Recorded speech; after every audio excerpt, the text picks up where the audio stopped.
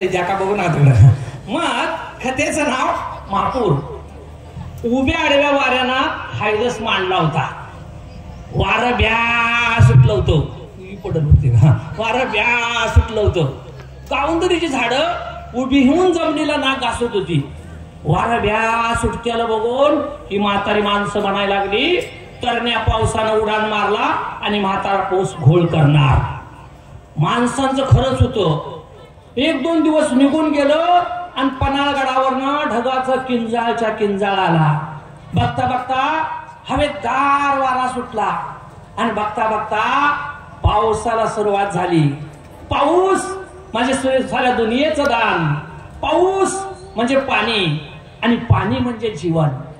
गच्च्यात आलेली पिकं घरात धान्य घेऊन येणार म्हणून माणसांची तोंड भवारली. अरे म्हणला, प्रत्येक जण म्हणाला मला खंडीवर धान्य होणार, अरे मला घरात धान्य ठेवायला जागा राहणार नाही. माणसांचं खरंच होतं. पण पाऊसच तो कोसळतच राहिला, एकसारखा कोसळतच राहिला. जळ थळ पाणीच पाणी, लाल भडक पाणीच पाणी. झाडं उभी होऊन जमलेला ना घासा लागली. घराच्या कौलावरनं उभ्या येतासारखा वारा घुमा लागला होता. तुम्हाला सांगतो, गवर घुमल्यासारखा पाऊस घुमत होता आणि पीर अंगात आल्यासारखा पाऊस नाचत होता. आणि मग माणसांची तोंड मवारलेली आकसून गेली. तिकडं जनावरांनी चगाळा चोता मिळाला. माणसाने वल्ली वैरण भिजून गेली होती आणि वाळी वैरण संपली होती. त्यामुळं माणसाने झाडाचा पाला आणून घातला, तो सुद्धा संपला. जनावर घुनीत मुंडी घालून एकसारखी निपचित पडलेली. तिकडे माणसांची अवस्था त्याच्यापेक्षा वाईट झाली होती. अहो, दिवसभर काम करावं आणि संध्याकाळी चूल पेटवावी अशाच्या घरातलं सुद्धा सार सपलं होतं. त्यामुळे माणसं पुरवून खात होती. ज्याच्याकडे नव्हतं ती दुसऱ्याच्या उसण्या पासण्याला जात होती. उसण्या पासण्यावर एक दोन दिवस निघून गेला. पण थडीच्या पावसाचा 8वा दिवस होता. त्यामुळे कोणच कुणाच्या वळचणीला उभं राहू देत नव्हती. जाणती माणसं पाण्याच्या घोटासंग भाकरीचा घास गिळत होती आणि बारकी पोरं भाकरीसाठी आईचं लचकत ओढत होती. त्यात रोजगार करणाऱ्यांची अवस्था त्याच्यापेक्षा वाईट झाली होती. अहो, दिवसभर काम करावं आणि संध्याकाळी चूल पेटवावी अशाच्या घरातलं सार सपलं होतं. याच गावात हिरा नावाची एक रांडमुंड बाई राहत होती. 3 पोरं, थोरलं सर्जा, 4थीला होतं, सखी आणि थानचं बाळ्या. तुम्हाला सांगतो, ही 3 पोरं बरं. हिरा विचार करायला लागली. हिराचे 2 दिवस झालं चूलच पेटली नव्हती. हिरा सकाळी उठली, थानच्याला आडवं घेतलं. बाहेर पाऊस धराफळाला वाचवत होता. पळचणीचं पाणी आत येत होतं आणि तिनं पाणी तापत ठेवलं. तिनं चिपाड घातली, धनाना जाळ लागला आणि थानच्याला आडवं घेतलं. थानचं नुसतं लाळचं पाणी घेत होतं. अहो, हिराच्याच पोटात 2 दिवस झाला अन्नाचा कण नाही. थानच्याला कुठलं आलंय दूध? ते नुसतं लाळचं पाणी गळत होतं. हिरा विचार करायला लागली. वला दुष्काळ पडला, पिकं पिवळी पडली, काही माणसं होऊन गेली, काही जनावर होऊन गेली. जळ थळ पाणीच पाणी, लाल भडक पाणीच पाणी.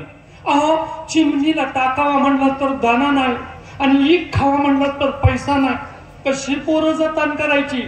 पण तिच्या लक्षात आलं, 8 दिवसापूर्वी आपल्या भावानं सांगावा दिलाय, अक्का बरं नाही, बघायला ये. मला उठाय पण येणं झालंय, 2-3 सलाईन झाले त्या, पण मला उठा येणं झालंय, मला बघाय ये. काल माझ्या स्वप्नात सुद्धा आली होतीस. हिराच्या लक्षात आलं, आपला भाऊ खात्या गवानीचा आहे. 2 वक्ताचं ताई नाही मिळालं तर एखाद्या वक्ताचं तर आपल्याला मिळेल. आपला भाऊ आपल्या दुर्जन होणार नाही. पडत्या पावसासारखा तिचा निर्णय पक्का झाला. यवना सर्जा उठून आलं. सर्जा म्हणलं, आहे निदान चातर कर की ग. रात्री बी काही खाल्लं नव्हतं, सकाळी बी काही खाल्लं नव्हतं, निदान चातर कर ग. हिराच्या लक्षात आलं, उतरंडीच्या खालच्या गाडग्यात गुळाचा खडा आहे. यवना सर्जा पळत गेलं, गुळाचा खडा आणला, चाट टाकला.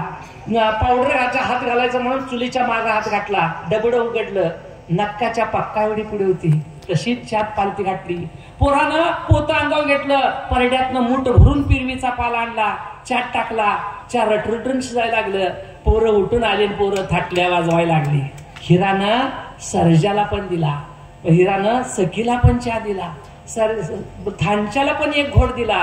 पर हिराला चहाच उरला नाही. हो, त्याच पिरवीच्या पानात माऊलीच्या लेकीनं वाटीभर पाणी वतलं आणि नुसतं दाढवान वलं केलं. जगात सगळं पांडी धुतली, पालती घातली, जगात पोरांच्या डोसक्यावर पोती दिली, आपल्या डोसक्यावर पोते घेतलं, जगाच्या लाजे खातर घराला कुलूप घातलं आणि पडत्या पावसात हिरा माहेरला निघाली.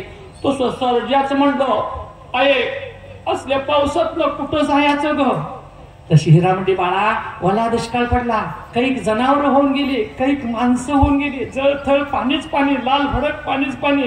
दादा चिमणीला टाकावं म्हणलं तर दाना नाही, एक खावं म्हणलं तर आपल्याकडे खोटा पैसा नाही. आपण कसं जतन करायचं? आपण मामाच्या गावाला जायचं आणि आपला मामा खात्या गावानीच आहे. 2 वक्ताचं नाही मिळालं तर एखाद्या वक्ताचं तर बळ मिळेल. मामा आपल्याला दर्शन होणार नाही. पडत्या पावसात हिरा शिळीला वाढणार नाव तशी घोट्यावट्या पाण्यात सर्जानं सकील धरलं होतं, सकील धरलं होतं आणि हिरानं सर्जन काटकर छपरात शेकत बसला होता. त्यानं पाटी पालती घातली ती आणि पाटीवर तो बसला होता आणि इकडे जनावर बघितलं तर घुनीत मुंडी घालून एकसारखी निपचित पडली होती आणि ह्याच्या छपरावरनच वताच्या वाड्याला आली वाट होती. आली हिरा वताच्या वाड्यापाशी आली. पहिल्यापेक्षा पाऊस वाढला होता, जळथळ पाणीच पाणी, लाल भडक पाणीच पाणी आणि पात्राच्या पलीकडे बाहेर पाणी चाललं होतं आणि ती पात्राच्या पलीकडे जाणार होती. तसं सर्जाच म्हणलो, अरे असल्या पाण्यातनं कसं जायचं ग?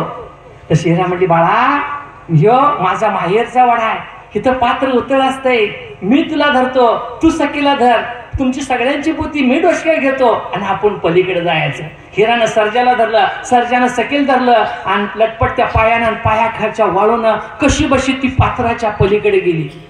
आली हिरा गावात आली, मसुदीला येडा मारून मारुतीच्या देवळापाशी आली.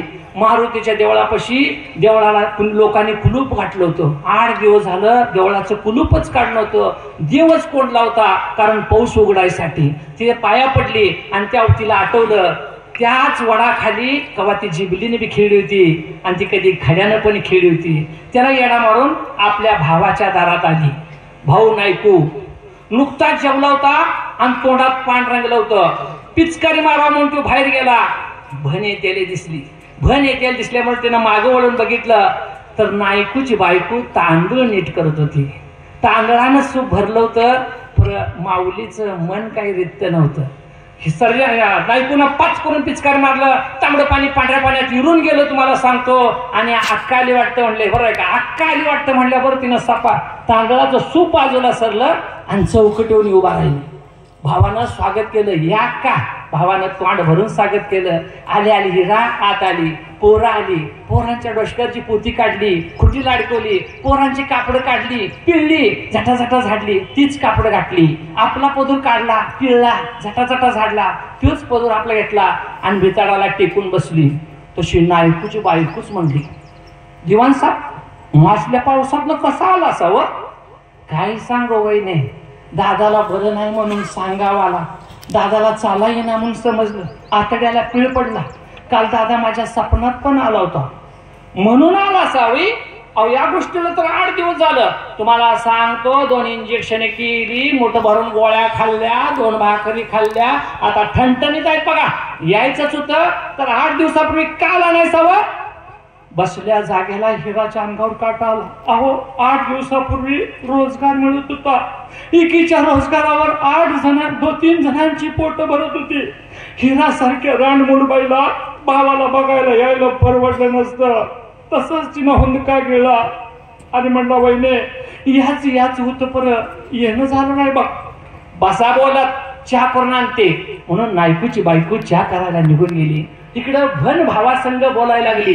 बाळानो, भन भावाचं गोज मनात आलं तर रात पण सरती, मनात नसलं तर 5 मिनिटात येतं.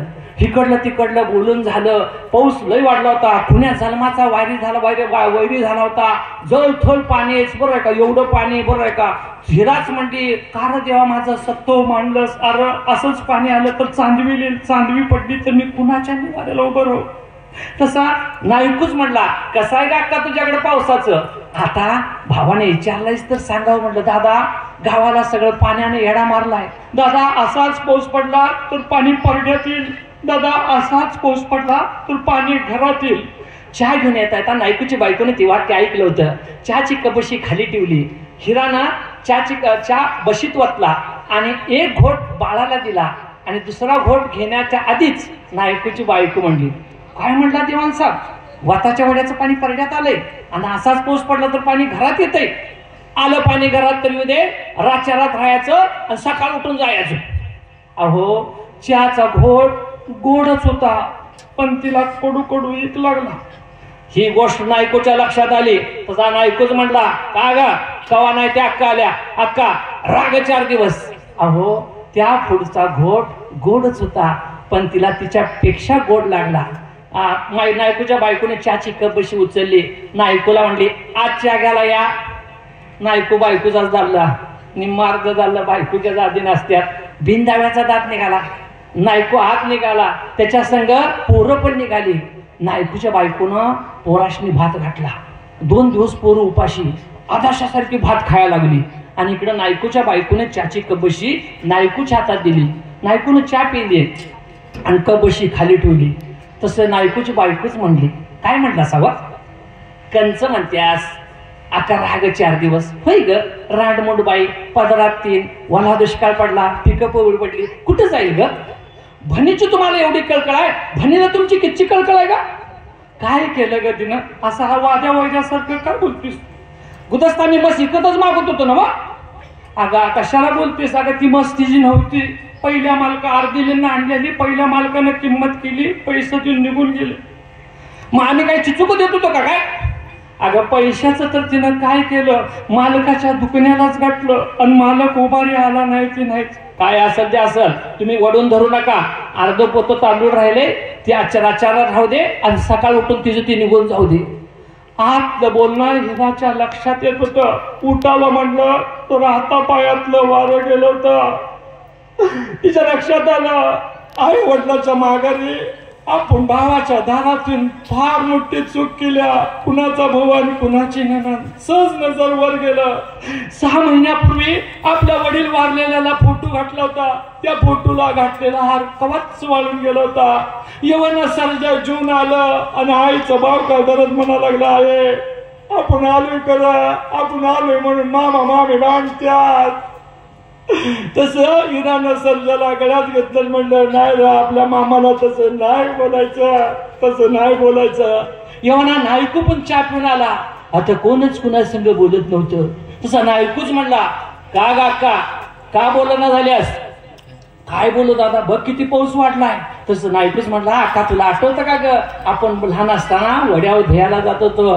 तू पुढं बघून धुणं देत होतीस, मी पुढं बघून आंघोळ करत होतो. आंघोळ करता करता आऊ लगामी पाणी आलं, आऊ लगामी पाणी आलं, तसं मी होऊन निघालो. तू धुणं तिथंच टाकलंस आणि मला येऊन मिट्टी मारलीस. त्यातनं पण आपण दोघं होऊन जात होतो. तू करंजाच्या मुळीला धरलंस. करंजाच्या मुळीला धरलं नसतंस तर आज आपलं काय झालं असतं. कशाला दादा पहिले आठवण काढतोस. दादा पाऊस किती वाढलाय बघ. दादा असाच पाऊस पडला तर वताच्या वड्याचं पाणी परड्यात येईल. असाच पाऊस पडला तर दादा पाणी घरात येईल. दादा मला गेलं पाहिजे ना, गेलं पाहिजे. अगं अक्का खुली का शानी, आता कुठं खाल्लीस, जेवलीस का खाल्लीस. राहायचं 4 दिवस राहायचं, नाही जायचं. तशी नायकोची बायको म्हणली, दिवाण साहेब आलं पाणी घरात तर येऊ दे, रातच्या रात राहायचं, सकाळ उठून जायचं. हिरा उठली, नक्क वहिने सत्तच्या घरात पाणी आलं तर कुणाच्या वळचलेलं जाऊन उभं राहायचं.